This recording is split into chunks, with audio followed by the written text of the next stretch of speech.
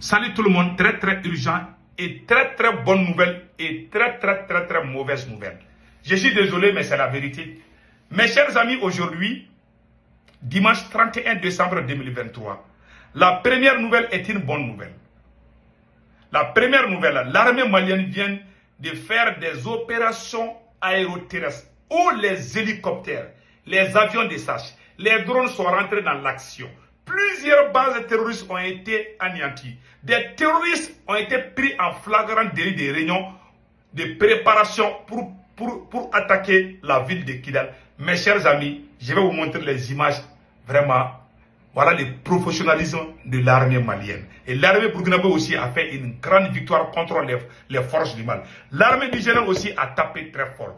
Les forces armées de l'AES sont en train de gagner contre les terroristes. Bientôt la fin du terrorisme. Je vous garantis cela aujourd'hui, dimanche 31 décembre 2023. La deuxième bonne nouvelle, mes chers amis, aujourd'hui, le premier ministre du Mali, le premier ministre du Burkina Faso sont tous actuellement au Niger. Les grandes décisions viennent de sortir. Bientôt, la nouvelle monnaie va sortir. Bientôt, c'est la fin du franc CFA. Bientôt, mes chers amis, notre passeport biométrique. Bientôt, une banque unique pour ces trois pays. Mes chers amis, la nouvelle monnaie sera disponible dans peu de temps.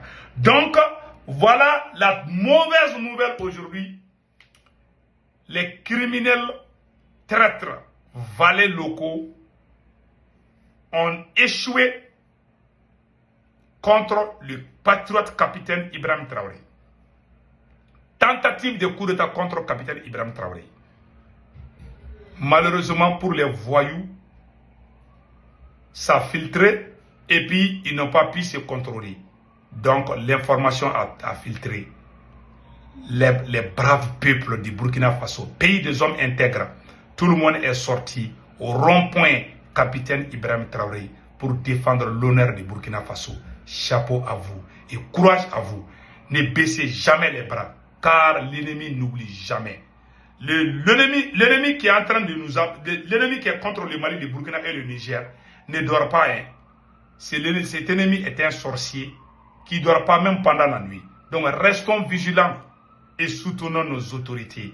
Mes chers amis, nous allons partir avec la première nouvelle. Avant de cela, s'il vous plaît, venez vous abonner sur ma chaîne YouTube. Quand vous cliquez sur le lien, le nom de ma chaîne YouTube, c'est Sekou Tounkara, les politologues. Une fois que vous rentrez, sur le profil, je porte un képi plat et un t-shirt blanc. Quand vous voulez vous abonner à votre droite, c'est écrit en noir ou rouge, s'abonner ou subscribe. Vous cliquez sur ça, vous êtes déjà abonné sur ma chaîne YouTube. Pour ne pas rater des vidéos, cliquez sur la photo de la cloche de notification. Aucune de mes vidéos ne vous échappera. Mes chers amis, allons-y avec les bonnes nouvelles. Aujourd'hui, dimanche 31 décembre 2023. L'armée malienne a bien frappé les voyous armés. Regardons cela. Pour voir les dernières opérations, des FAMA, drones et hélicoptères sont entrés en action dans la région de Kidal pour neutraliser des groupes armés terroristes. 4 frappes hier et aujourd'hui ont permis surtout de déjouer des attaques terroristes complexes. Nous retrouvons Abdoulaye Sako pour les explications. Abdoulaye Sako. Ça c'est l'hélicoptère. Des groupes armés ont effectué des tirs de mortier en direction de Kidal. Après avoir commis leur forfait et se croyant plus rapides, ils ont tenté de s'exfiltrer et de se réfugier dans leur base. On ne peut pas s'attaquer à un nid de guêpes et ne pas savoir courir. Immédiatement, ils ont été pris en chasse par un détachement FAMA qui les a détruits avant qu'ils ne s'échappent. Les vecteurs aériens rapprochent les ennemis de l'essentiel. Waouh! Ouais! Ça, c'est l'hélicoptère d'abord. Les drones aussi. Les avions de chasse aussi vont rentrer en action. La base des groupes terroristes. De nombreux matériels ont été détruits, dont des véhicules, des armes, des munitions et des vivres.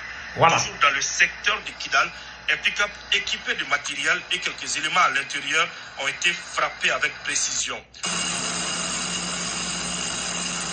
Waouh! Boum!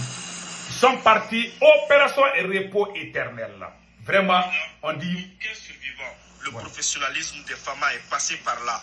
Malheureusement, ces ennemis de la paix, dans leur débandade, subissent de lourdes pertes. Et conformément à la volonté des autorités de la transition, aucune portion de terre ne sera abandonnée. Les FAMA patrouillent au sol et dans les airs avec fierté et détermination.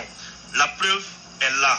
Vers 7 heures ce matin, les FAMA ont repéré des motocyclistes qui rôdaient sur le site d'une ancienne base des groupes armés terroristes récemment investis et détruites par les FAMA. Ils caressaient certainement l'idée de récupérer d'éventuels objets précieux ou des armes enterrées quelque part dans la base. Après une patiente surveillance et un suivi minutieux, ces coursiers ont guidé les FAMA vers une autre base où se trouvait un important groupe de planificateurs qui attendaient les informations de voilà. leur équipe. Et regardez comment l'armée les a bien frappés. Ces terroristes démarrent leur réunion aussitôt. L'observation aérienne, combinée avec les renseignements obtenus par d'autres sources humaines et technologiques, a permis de conclure qu'il s'agissait d'une séance de planification en vue d'une future opération contre les FAMA et une paisible population. Voilà, vous voyez ça? Avec le vecteur aérien, pas le temps de dire que la séance est levée. Ils sont frappés sans que les éclaireurs aient le temps de faire le compte rendu de leur mission. Boum! Boum! Waouh! Ouais! Bravo les FAMA! Ils sont tous morts, tout d'un coup, par la puissance de feu de l'armée malienne. Ce n'est pas encore fini. Regardons les restes. Regardons les restes. Composé d'une quinzaine de cadres terroristes a été neutralisé, coupant ainsi court au dessein funeste de ces forces obscurantistes. Ça, c'est 15 cadres terroristes. C'est-à-dire que 15 chefs terroristes ont été neutralisés. Des opérations de sécurisation de l'ensemble du territoire national. Bravo aux forces armées maliennes. Bravo, bravo, bravo, bravo, bravo. Mes chers amis, voilà les nouvelles aujourd'hui. Ça, c'est tellement bien. C'est fini pour les terroristes. Maintenant, nous allons partir au Niger, mes chers amis. Le Burkina aussi a bien chicoté les voyous là. Mes chers amis, nous allons partir au Niger. Le premier Choguel Kokala Maïga a été bien réussi par le premier Choguel Kokala Maïga. Le premier ministre du Niger, Apollinaire, avec le premier ministre du Niger, ils ont tous été réussis par le président du Niger, Général Tchani. Écoutons. Ministre des pays de l'AES, Alliance des États du Sahel à Niamey, arrivé hier dans la capitale nigérienne, les chefs de gouvernement maliens et burkinabés se sont entretenus avec le général Abdraman Tchani, président du CNSP, chef de l'État nigérien. Les échanges ont naturellement porté sur le renforcement de la coopération entre le Mali, le Niger et le Burkina Faso dans divers domaines. Écoutons le Premier ministre, Dr Choguel Kokala Maïga, à l'issue de l'audience.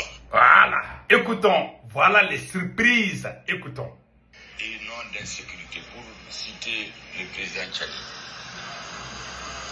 Pour aboutir à cela, le président, à l'issue des échanges ou pendant les échanges, a convenu avec nous d'un certain nombre de messages apportés auprès de nos différents chefs d'État et peuples. Voilà. C'est que l'Alliance des États du Sahel est très avancée en matière de collaboration sur les questions de défense et de sécurité. Voilà. Comme je le dis souvent au Mali chez nous, les militaires sont à près que 100% de leur travail. Voilà. Mais nos peuples doivent gagner la paix. Pour gagner la paix, nous avons besoin d'une intégration totale et complète dans tous les secteurs de développement économique et social. Voilà.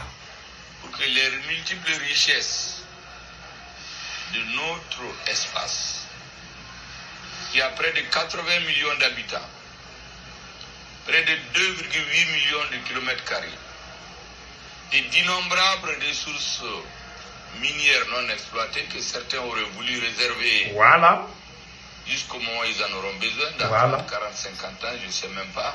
Ça, c'est la France. Pour que tout cela puisse être conjugué à cette volonté inébranlable des dirigeants et des peuples, pour obtenir un large développement économique et social et accéléré. Voilà.